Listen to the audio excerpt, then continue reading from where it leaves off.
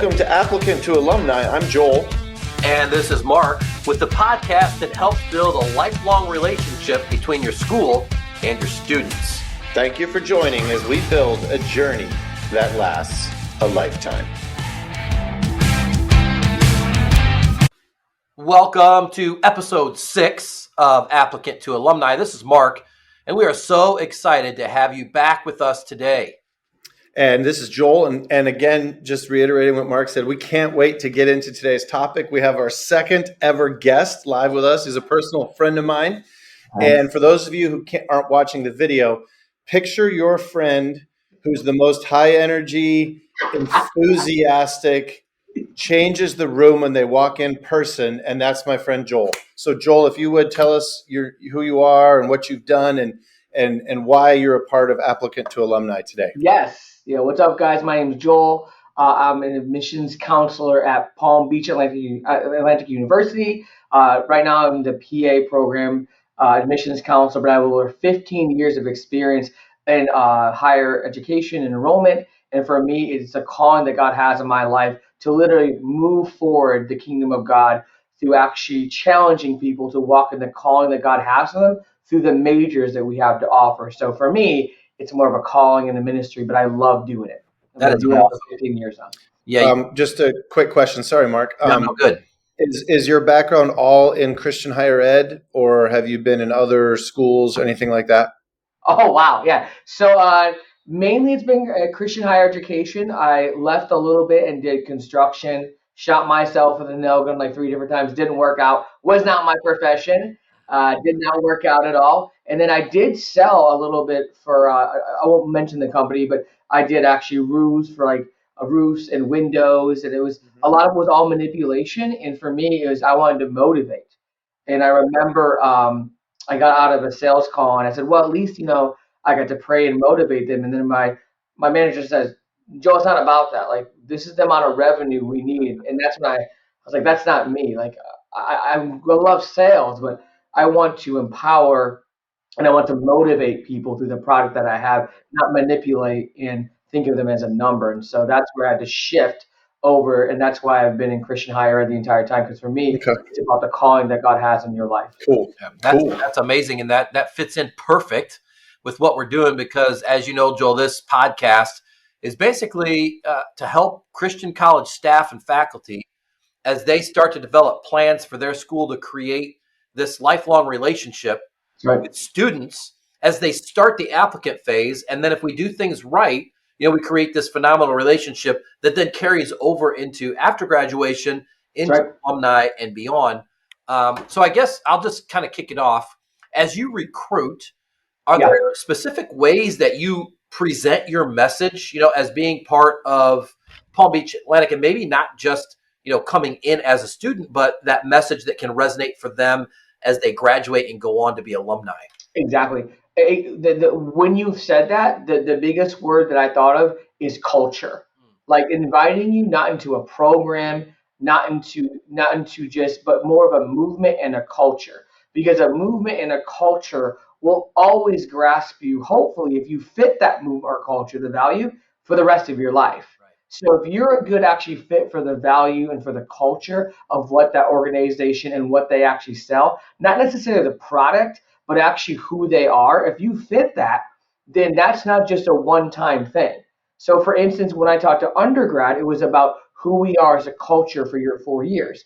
But then when I actually would start recruiting graduates, it was reminding them of the culture they were a part of and saying, hey, I think you're still all about that. Through what you've gone through, I think there's more value you could add to us. Let's continue that culture because they were already a part of that culture, whether it be 5, 6, 7 years ago, some people 10 years ago. Now it's saying, reintroducing that culture and saying, I think you still have the same values that you did.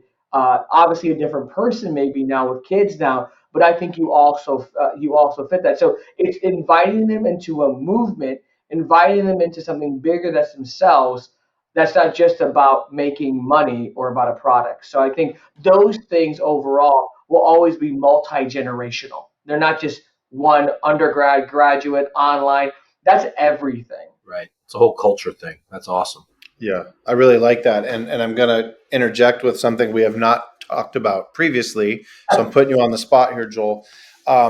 Something I've noticed in my time in higher ed and admissions and alumni, you compare Christian schools to a school like Alabama or Georgia or Indiana, something like that, because you guys are Indiana boys. I wanted to put that in there. And they have, even if they didn't go to school there, there's a lifetime commitment. That's right. You know, like they have their school phrase that when they see another T-shirt, they all just say. And I think something that Mark and I are trying to help people learn is maybe never to that level, but how do we create that type of mindset where, Mark, what's Olivet's mascot? Tiger. So how do they get to become a tiger for life? Or you probably have a phrase for that. And what's Palm Beach Atlantic? Sailfish. The Sailfish. So yeah. So, and every school has their thing. And how do we get people to be that mindset for life? And I think what you were talking about the culture, and you create that buy-in on that. So sorry, I went off on a whole different topic there. No, that's good. But I'm gonna raise my hand and say, bro. So Joel and I worked together for 3 or 4 years at another school in Florida, and we were often at events where the school's alumni were there, and Joel was recruiting for our graduate program. Right. And I got to see him interact with our alumni, and he just was like a magnet to get people to come talk about the school. So specific question, and I think Mark has a follow-up, but what's your mindset when you talk to an alum of that school about coming back for a second degree? Of course. And I think for you, as you said, we can do, and I'll just be straightforward with it. Straight. You can go for remember when you went to the soccer game, and remember with homecoming, and remember these. I tend to go more supernatural because we're Christians, saying, what did God do in your life at PBA? What did he do in your life at Crown? What did you do in your life at SC or at NIAC? Tell me about what God did in your life. And it reminds them, wow, this is what God, from man, I met my wife. I met my spouse. I met my husband.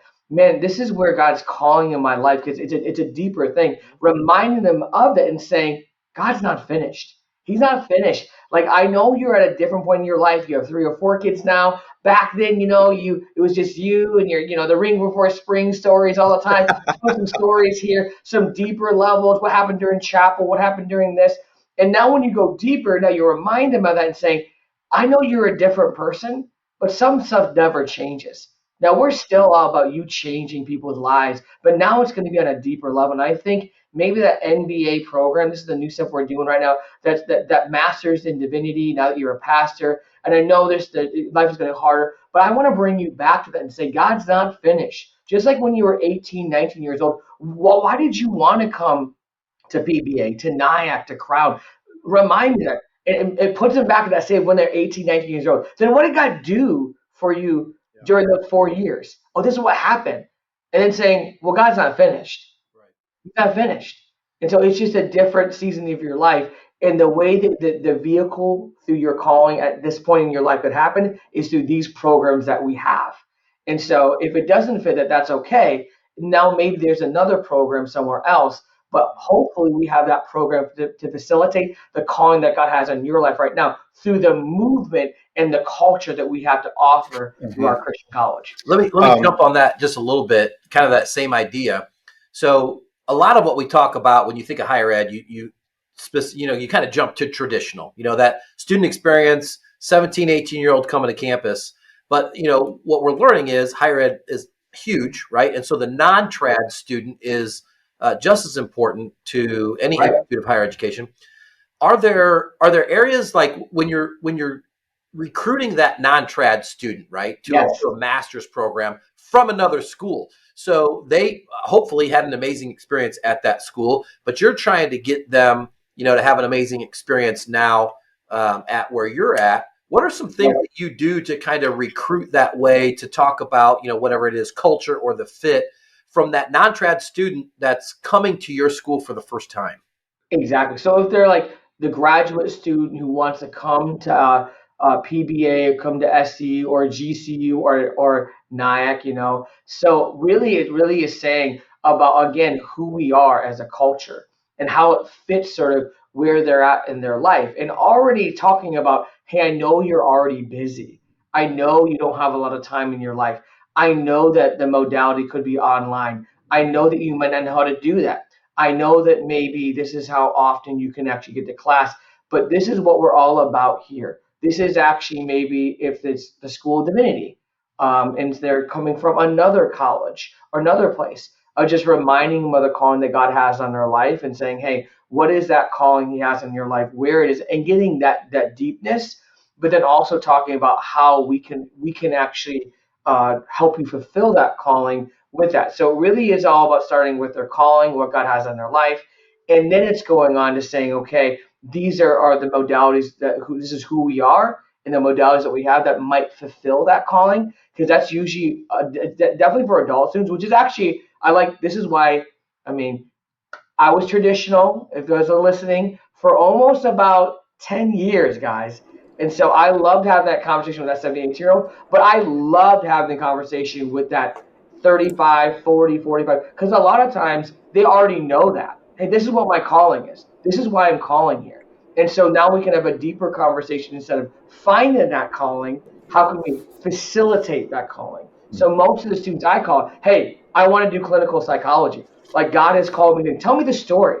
I want to do the MSW program. Well, tell me why you want to do it. Well, this is what happened in Mm-hmm. undergrad. This is what happened in my life. This is where I want God to change people's lives in MSW. Mm-hmm. I want to be the hands and feet for the PA program I'm doing now. Joel, I just don't want to pray for people or preach for people. I want to be the hands and feet of Jesus. Well, why? Tell me what happened in your life. There's always this circumstance of why they wanted to do it, Yep. bringing that up and saying, hey, now this is what we can do here to facilitate what Yep. you feel like the call of God that God has on your life. This Yeah. is how we can help you I out. like the theme that you have too, Joel, as you're talking through, whatever the student is at whatever level, you're talking about making it about them. Right. Yep. Mm-hmm. So the college obviously has some great programs, and at whatever university you're working for, you feel like they have something to offer. But I think the most important part of this whole thing is to Yep. keep it's about the student. It's about That's right. them. So I like that that's coming through in everything you're saying. I was just having the same kind of thought, Mark. He's talking about them finding their why and verbalizing that and owning it. And in my end of higher ed with fundraising and relationships and contracts and partnerships, finding out their why of why they want to get involved with higher ed in general, and then how do we tie that to the school I'm at in Crown right now. And I think it's just a principle that we can use more than other types of schools. That's right. So wow, that was great. So I want to ask both of you a question. It's going to go to Mark first, and Yes. then Joel, you can answer second. We've been talking about, recruiting students and alumni to come back, or alumni from other schools to come back. But what about recruiting kids of alumni to come to your school? Because that's another way of showing a lifelong relationship. Oh, So I Yeah. love Mark, it. what do you got to say to Yeah, that? we have and a great alumni office here at Olivet, and that's one of the things we've partnered with them to identify our alumni and their students as they're nearing that traditional time where they would come to campus for an Olivet experience. And so we try to we treat everybody like they're awesome, but we want to make sure that we connect with them. And it's so fun. As a matter of fact, today we had some students on our campus that were their children of alumni, and it's cool to see them see their parents in a little bit of a different light, right? Because when their parents were there, they were their age, so it's coming full Mm-hmm. circle. So it's the same thing we've talked about already. It's connecting, it's storytelling, and it's then selling that idea that's already out Mhm. there and bringing that to the student level. So Yep. when you have this, and Joel, you mentioned it, when you create this culture that's not just I want you to come here as a freshman through senior, but it's a culture of a family that once you're in for life. Then when that projects to the alumni's kids, who actually is their family, we're just asking them to extend the family, one more generation. Mm-hmm. That's right. So we spent a lot of time with alumni and their kids, and that's one of the things that's awesome is we have a great percentage of alumni whose children come back and attend in That's our right. programs. Joel, what do you have to say? So my very short, right? Keep it short. Answer would be, and this is close to my heart because I grew up on a college campus. My dad was the VP of enrollment and financial aid at Valparaiso University. So my sister worked there. I would help out with like the files. I'd go to college fairs with my dad. So it was always assumed that I would always like just go to Valpo, right? And so then when I didn't go there, it was sort of different, but I chose to go to Nyack College, a Christian college there. So when I started recruiting, and I'm just going to drop some names, the Walkers, the Walborns, these are all like the professors. I was a local recruiter, and I had all of the alumni and professors' kids, right? And every one of them come to the same thing.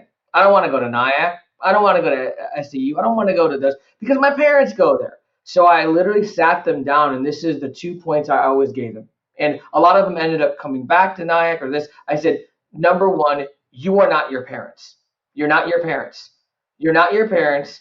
And because you're not your parents, I'm not going to treat you because you're the pastor's kid. And I remember our pastor had 7 kids, and 5 of them went to Nyack and had all 5 of them. The other pastor, Dr. Walborn, he had 4 kids. All of them ended up coming to Nyack. I had every one of them. Not all of them came right away, but the conversation I'd had with recruiting them is saying, A, you're not your parents. I'm not going to treat you like your parents. B, God has an amazing plan for you that has nothing to do with your parents, but everything to do with your parents. It's nothing to do with it, but everything. So, what I would like for you to do before you make any conceptualizations, I want you to come to a visit day without your parents. These students, the 2 families, they lived on campus. So they're like, why would I ever visit? Like, I live on campus. No, you need to experience what it's like to be a student on your own. And you know what I'm going to do? I'm going to go up to your parents and say, when they visit, you need to walk away. You need to not be there at all. Let them experience it themselves as a student, not as a person on campus who's sort of like just there. And they were like, wow, this experience is totally different. And even though my mom or my dad preaches during chapel, I'm going to have my own experience. I'm going to have the plan that God has for me that's individual. But at the same time, I'd say the blessing that my father gave me for free tuition was huge. It was huge. So don't forget the reason why you can come here for free is because of what they're helping out with. But for alumni, because of who you know, you're going to have some advantages. But at the same time, you're your own person. God has an individual plan for That's your life. great. For I know the plans I have for you, declares the Lord. Plans to prosper you, plans to give you hope and a future for you. If it's at Nyack or at PBA or at Liberty, wherever it may be, I want that. But don't disconsider or not consider this college just because of familiarity. Mhm. It's different. That's great. And you guys just gave a whole emotional why and philosophy of it. I'm going to make it real practical. Is there anything that your schools do for kids of alumni? Like, I'll just throw some things out to get things going. Do they get no application fees? Is there a scholarship for alumni kids? I know the schools I've been at had some level of Yep. scholarship if you were a second generation or whatever. Is that Yeah. pretty normal, or is there something your school does that's unique? We have things that we don't necessarily have an alumni scholarship. We have a denomination scholarship. So if you are a part of that denomination, you get a scholarship. Obviously, if the student is a faculty member's child, there's a significant scholarship. Mm-hmm. Right. Okay. More so, it's the communication. So we identify the student early on in their process of high school, and we start to communicate with them very, very intentionally and very specifically. And pretty much like you said, Joel, we want it to be, we're tapping into this student because of the alumni connection, but we want it to be their individual experience. That's right. Yep. And Yeah. so probably the most intentional thing that we do is we have a specific communication flow that goes to children of alumni. And there's a lot of invitations in there. There's, kind of the special invite that you get. And sometimes we'll send a special gift. But it's more of a communication flow to separate them and make them feel special, but also to let them know this is going to be your experience. That's right. And we think it That's can be great, even though it doesn't have to be the same as your parents. There's this overarching theme of Olivet, but now you come and make it your own. Yeah. That's right. Anything to add to that, Joel? Or Well, I would just say that was the exact same thing that we would do for the okay. local kids because they're like, oh, they should just convert. And I was like, we just can't assume that the alumni kids are going to convert because you're treating them like their parents. And that was Mhm. something that we really had to change and say, hey, we need to build a relationship with them even more because we know that their parents want them to come, which is Yeah. huge. Some parents don't want them to go to a private university. Now we have to convince them to say, okay, here's the other side of it. And a lot of these kids I'm talking about, like I knew them since they were like literally like sixth, seventh grade. I watched them grow up. And so Okay. it was even to say, well, why would I ever want to go? And it really was revealing that truth and Yeah. the scripture that comes to mind, you shall know the truth and truth will set you free. A lot of them just assumed they would have the same experience as their parents, but said, no, the truth is that you have your own destiny for Christ. Cool. And I think it comes full circle to just being about the student, whether it's an alumni, whether it's a kid that they've never been on your campus, like you said, Joel, when you flip it and make the focus totally on them, then it becomes their experience regardless of where they're at. Yeah. I know for me, all four of my kids at one point or another attended Southeastern, my alma mater, and really cool dad moment. But each of their experiences was unique from the other and very different from mine. Yes. So yeah, they definitely got to have their own thing. So Joel, I have a question for you. Yes. All right. And I know the answer is a yes, but I can't wait to hear what it means. So is there anything you've wanted to try to build a relationship with a prospective student that you've not been able to do yet, that you think somebody else is going to want to hear? Oh, wow. That, almost like a strategy or something? Yeah, like something you've been like, I want to do that. And maybe it hasn't been the right moment, but it might inspire somebody else to try something. I know this is dangerous. No, okay. This is from a Make it strategy. legal. Make it legal. No, of course. This is from a strategy point of view. Yeah, Like there's just in admissions, there's just not enough workers for this.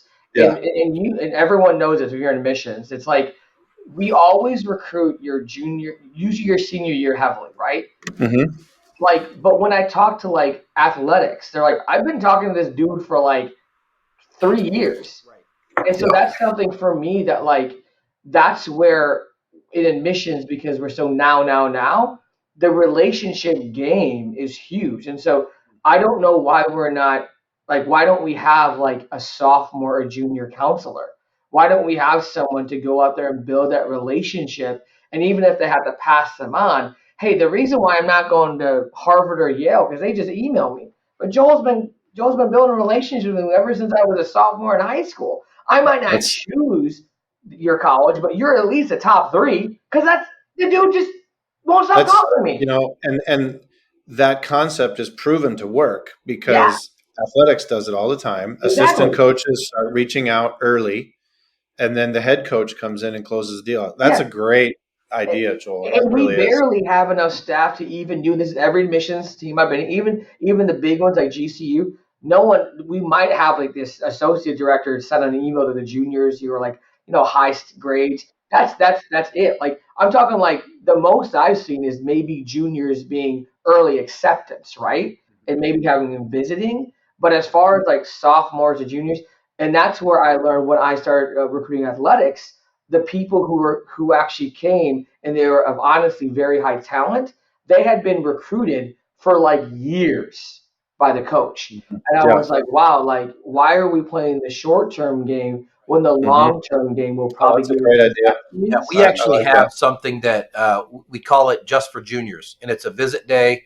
And it's just for juniors, and we cater it to them. It's a little bit toned down because obviously they're in their junior year, not their senior year. But we've had a lot of success with that, just from the standpoint of building relationships, hitting them a little earlier.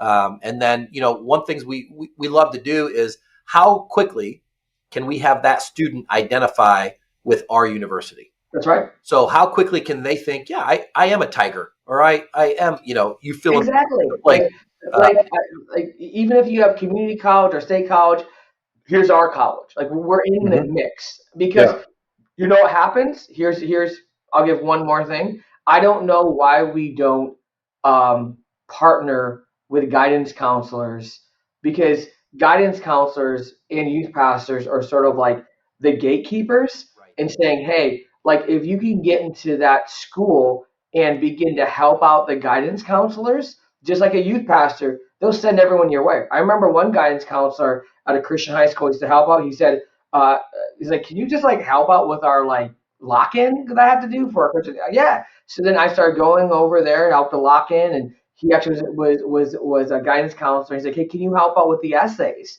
Okay. So I went over there and then started building a relationship. He's like, you know what? I know I want you to go to Montclair State, but this Joel guy really cares about us.